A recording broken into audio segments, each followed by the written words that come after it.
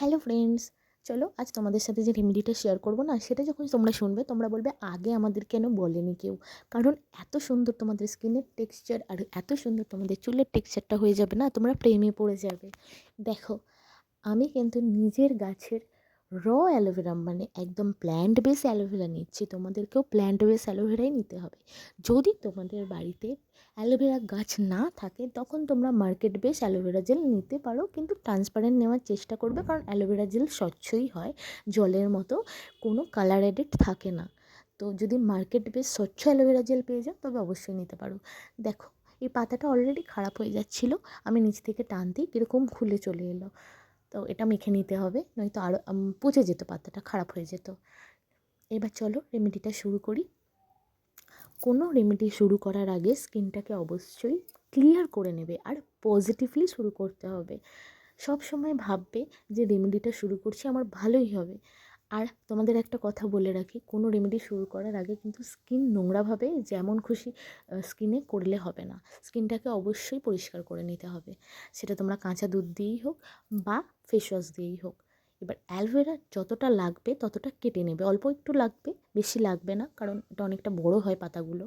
দুদিকটা কেটে নেবে, কাঁটা থাকে তাই। আর তাছাড়াও অ্যালোভেরার ভিতরে একটা ইয়েলো কালারের ফ্লুইড বেরোয়, ফ্লুইড থাকে, যেটা অনেকের স্কিন ইরিটেশন করে, যাদের সেন্সিটিভ স্কিন তাদের স্কিন ইরিটেশন করতে পারে।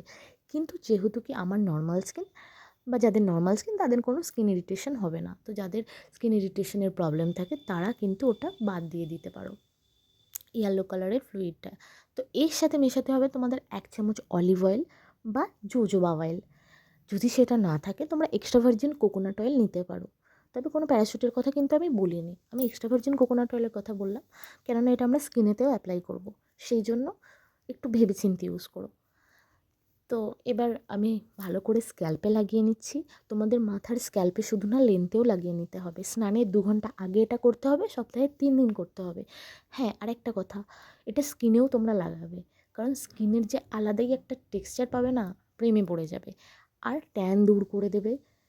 অ্যালোভেরা জেল তোমাদের প্রথম দিন থেকেই কিন্তু ট্যানটা দূর করে দেবে, এটা তোমরা নিজেরাও ফিল করতে পারবে। তোমাদের প্রথম দিন থেকে ট্যান দূর করে দেবে, আর চুলটা ভীষণ সিল্কি আর ম্যানেজেবল করে দেবে।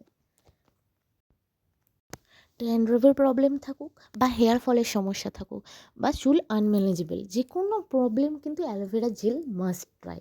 অ্যালোভেরা জেল তোমার সমস্ত প্রবলেম দূর করে দেবে, এটা মাথায় রাখবে। আর গরমকালে তোমরা স্নানের পরেও মাখতে পারো, কোনো প্রবলেম দেবে না, কিন্তু যেহেতু কি ঠান্ডা লাগার ইস্যু থাকে শীতকালে, তাই আমি বলবো স্নানের আগেই লাগাতে। আর গরমকালে যদি প্ল্যান্ট বেস লাগাও, ডেলি ডেলি কিন্তু অ্যালোভেরা জেলটা লাগিও না, কারণ ঠান্ডা লেগে যেতে পারে গরমকাল হলেও, আর ডেলি লাগালে ড্যান্ড্রফের ইস্যু হয়ে যেতে পারে। তো যদি এক্সট্রাক্ট থেকে যায় তো স্নানের 2 ঘন্টা আগে লাগাবে, স্নান করে নেবে, কোনো ইস্যু আসবে না। আর স্কিনেতে স্নানের পরে লাগালেও কিন্তু হবে, আর তারপর আর কোনো কিছু লাগানোর দরকার নেই। অ্যালোভেরা জেল নিজেই একটা ভালো সুন্দর ময়েশ্চারাইজার। যাদের অ্যাকনির প্রবলেম আছে, যাদের ফাইন লাইন্স, চোখের পাশে ডার্ক সার্কেল, তাদের তো আমি বলবো aloe vera gel must try. Positively just aloe vera gel লাগাও। আমি তো সারা স্কিনে, সারা হেয়ারে, পুরো লেন্থে লাগিয়ে নিলাম, যাতে ম্যানেজেবল হয়ে যায় চুলটা আমার। এবার আমি স্কিনে লাগাবো। তো স্কিনে যাদের ফাইন লাইন্স আর ডার্ক সার্কেল আছে বা এজিং প্রসেস বাড়ছে, তারা কিন্তু অ্যালোভেরা জেলটা মাস্ট ট্রাই করে দেখতে পারো। তোমরা নিজেরাও ফিল করতে পারবে, তোমরা নিজেরাই বুঝতে পারবে, কিছু বলতে লাগবে না। আর আমি একদম শিওর তোমরা এসে আমাকে কমেন্ট করবে নিজেরাই যে আমার স্কিন সত্যিই অনেক সুন্দর হয়ে গেছে, আমার চুল অনেক ম্যানেজেবল হয়ে গেছে। যতক্ষণ না তোমাদের কোনো ইরিটেশন আসছে ততক্ষণ ম্যাসাজ করতে পারো। হেয়ারে বেশি ম্যাসাজ করার দরকার নেই, জাস্ট ড্যাব ড্যাব করে লাগিয়ে নাও। স্কিনেতে তোমরা যতক্ষণ না ইরিটেশন আসছে ততক্ষণ ম্যাসাজ করতে পারো, 10 মিনিট করতে পারো, কোনো অসুবিধা নেই, কোনো প্রবলেম দেবে না। তবে যাদের স্কিন ইরিটেশনের একটু প্রবলেম আছে তারা ম্যাসাজ বেশি করো না। এই দেখো আমার আফটার রেজাল্ট, চুলও হেয়ারও ম্যানেজেবল হয়ে গেছে। আমি স্নান করেই দেখাচ্ছি তোমাদেরকে, আর স্কিন তো একটা আলাদাই গ্লো দিচ্ছে। চলো আজ তাহলে এইটুকুই, আর দেখা হচ্ছে নেক্সট ব্লগে। লাইক করে দিও চ্যানেলটা, সাবস্ক্রাইব করে দিও, আর কমেন্ট করে জানিও কীরকম রেজাল্ট পেলে। চলো বাই, টাটা।